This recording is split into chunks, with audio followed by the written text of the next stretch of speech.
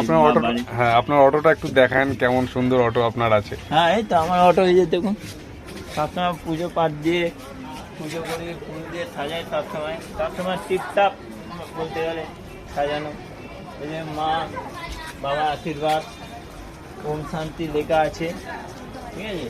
ভেতরে মায়ের জবা দিয়ে পড়ানো, সবসময় সাজানো, রাধে রাধে লেখা আছে। এটা মায়ের মন্দির তাই তো? হ্যাঁ এটা মা খুব সুন্দর সাজিয়েছেন তো।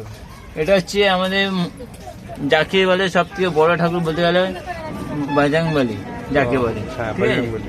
হ্যাঁ আমার গাড়ি সবসময় টিপটাপ সাজানো থাকে, সবসময় মোচামুচি থাকে, কোনো অসুবিধা নেই। প্যাসেঞ্জারও খুশি পায়, সোলো মিশনে গাড়ি চলে, কোনো অসুবিধা নেই। পেশেন্ট থাকলেও সুমুখভাবে যাবে, কোনো অসুবিধা হবে না, কোনো কিছু হবে।